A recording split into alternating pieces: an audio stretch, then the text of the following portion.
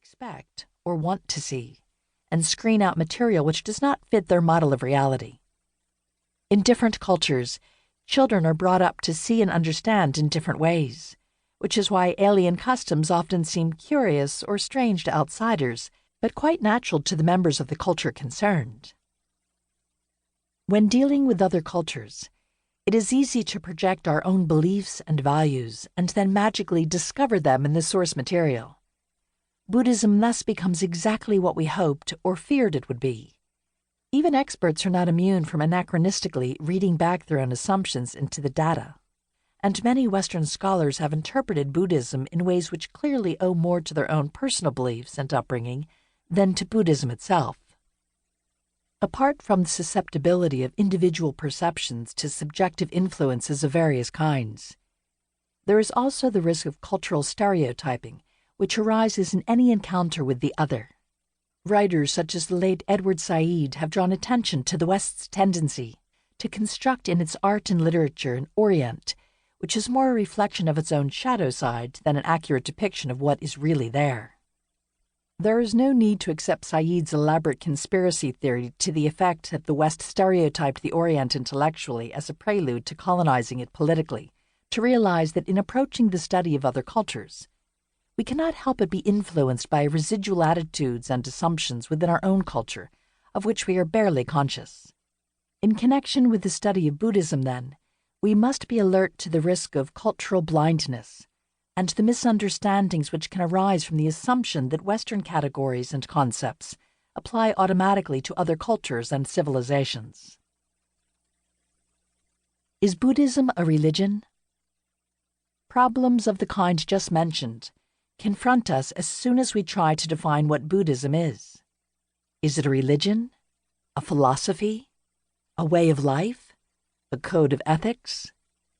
It is not easy to classify Buddhism as any of these things, and it challenges us to rethink some of these categories. What, for example, do we mean by religion?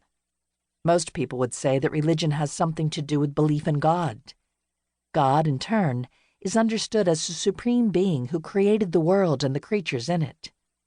Furthermore, God takes a close interest, or at least has up to now, in the course of human history, by entering into covenants, making his will known in various ways, and intervening miraculously at critical junctures. If belief in God in this sense is the essence of religion, then Buddhism cannot be a religion. Buddhism holds no such belief, and on the contrary, denies the existence of a creator God. In terms of the available Western categories, this would make Buddhism atheistic. One problem with this designation, however, is that Buddhism recognizes the existence of supernatural beings, such as gods and spirits.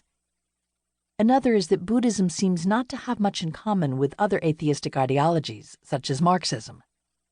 Perhaps, then, the categories of theistic and atheistic are not really appropriate here. Some have suggested that a new category, that of the non-theistic religion, is needed to encompass Buddhism. Another possibility is that our original definition is simply too narrow. Could it be that the idea of a creator God, while the central feature of one religion or family of religions, is not the defining characteristic of all religions? While this notion is certainly central to the Abrahamic or Semitic religions, namely Judaism, Christianity, and Islam, there may be other systems of belief, such as Confucianism and Taoism, which resemble Western religion in many ways, but lack this ingredient. The 7 dimensions of religion. Since the discipline of comparative religion began in earnest in the post-war period, Buddhism has posed something of a puzzle for scholars who have attempted to provide a satisfactory definition of their subject. One of the most successful approaches to this problem is that adopted by Ninian Smart, who rather than offer a definition, has analyzed the phenomenon of religion into 7 major dimensions. Thus, religions may be said to have a practical and ritual dimension, an experiential and emotional dimension, a narrative or mythic dimension, a doctrinal and philosophical dimension, an ethical and legal dimension, a social and institutional dimension, and a material dimension. The attraction of this approach is that it does not reduce